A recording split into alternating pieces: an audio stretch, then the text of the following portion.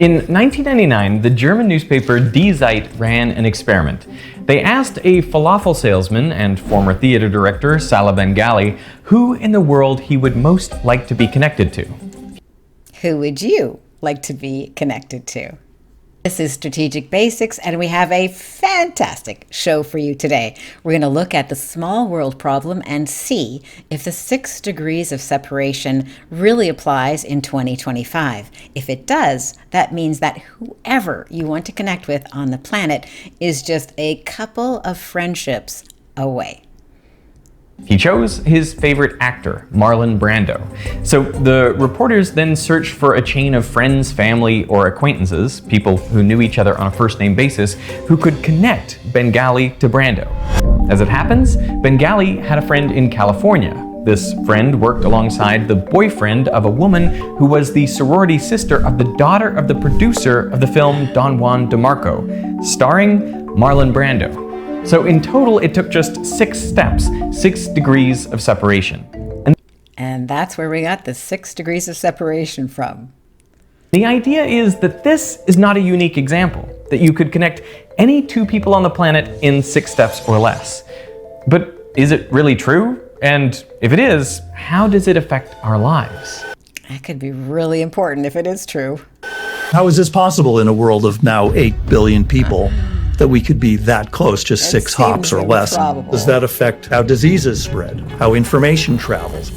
Our math showed Certainly the question is not why is the world small, it's really how could it be otherwise? But then I got a call from the FBI. We are making the world smaller all the time. Like it's supposed to be good, and yet it does expose you to toxicity and malevolence that you might have been shielded from. You look at the net effect of it, and it's actually been pretty negative by a lot of measures. People have suffered. It's not only dangerous in terms of disease propagation. Certainly dangerous in terms of negative news propagation, which can make people depressed and anxious. But anything malevolent now has conduits that it didn't used to have. If we were all connected to everyone else on the planet completely at random, then it would be almost a mathematical certainty that any 2 of us would be connected through fewer than 6 steps. But it's not random because families tend to be clustered together, working relationships tend to be clustered together. So how is this? Let's suppose I have my 100 friends out of 8 billion people. Each of them knows 100 people. So 2 steps away from me is going to encompass 100 times 100 people. That's already 10 to the 4th people. And so if you do 100 to the 5th power, that's 10 to the 10th. And that's more people than there are on Earth. So notice that number is 5. I said to the 5th power. That's the ballpark reason why 6 degrees of separation is true. But the shocking thing about this is the calculation you've just outlined is about having 100 friends at random out of 10 billion, and they're...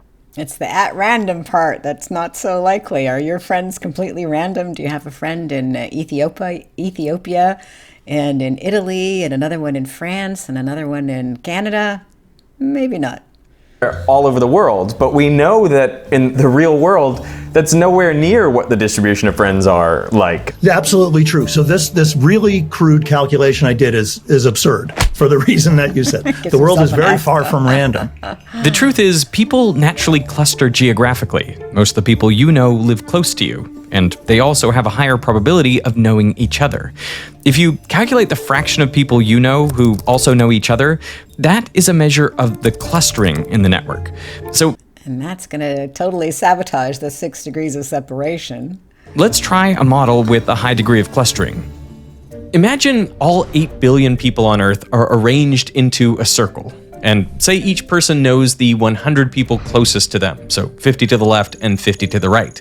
Well, in this case, the furthest person you can connect to is just 50 people away. So if you wanted to connect to someone on the other side of the planet through a chain of people who know each other, well, it would take 80 million steps. 80 million steps is a lot more than 6! And to connect any 2 people would take, on average, 40 million steps. Even just getting 10% of the way there would take 8 million steps, and 6 steps would get you, well, here. This is the paradox of 6 degrees of separation. We know that we live in these local clusters of friends and acquaintances, but we also seem to be able to connect anyone anywhere in just 6 steps.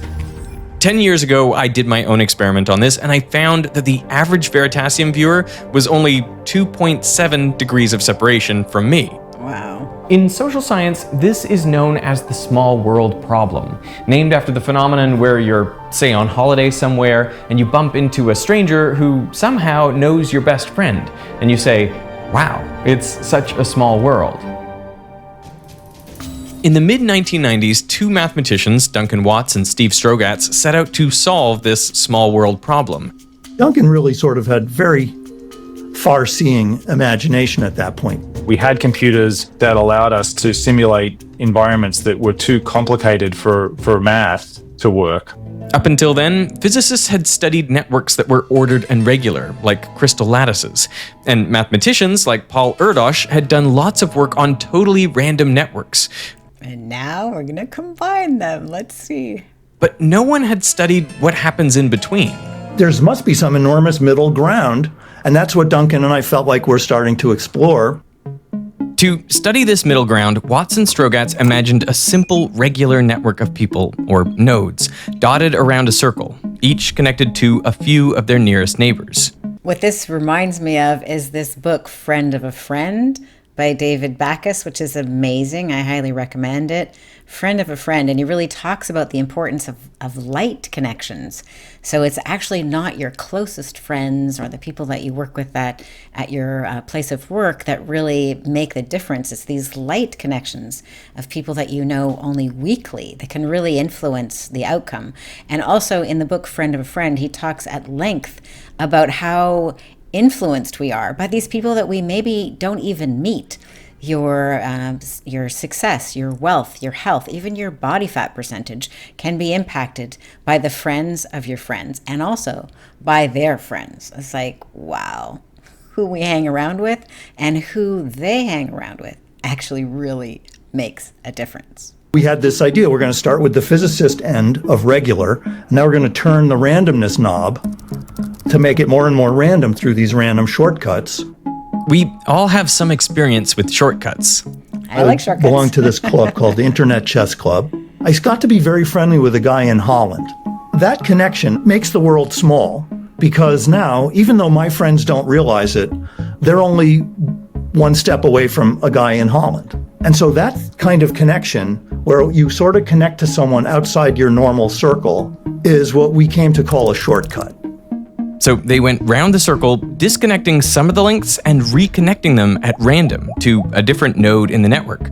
And as they did that, they watched what happened to the average number of steps it took to get from any one node in the network to another, hopping between connected nodes. In other words, the degree of separation. This is now the moment for the big reveal. As Duncan turned the knob in his computer simulations, as soon as he introduced a few shortcuts, the world immediately gets as small as a random graph. Wow. When they had rewired just 1% of the links to shortcuts, the average degree of separation dropped from 50 in the original fully ordered network to 10. Just with 1%. But Watts and Strogatz also tracked how clustered the network was. That's the fraction of a node's connections that are also connected to each other. Or in other words, the fraction of my friends who are also friends with each other. What they found is that clustering remained high for much longer. The world immediately gets as small as a random graph. Wow. But it stays as clustered as if it were still regular. So Amazing. you could simultaneously have the clustering that we know is real and the small world that we know is real. Now, in Watts and Strogatz's model, they looked at 1,000 nodes. But if you apply their model to the 8 billion people on Earth, well, then you would only need 3 out of every 10,000 friendships to be a shortcut, and the average degrees of separation drops to 6. Our math Yeah. showed. The question is not why is the world small, it's really how could it be otherwise? So it really is a small world, and you really can connect with somebody anywhere on the planet with just 6 steps. That's amazing. See you on the next video.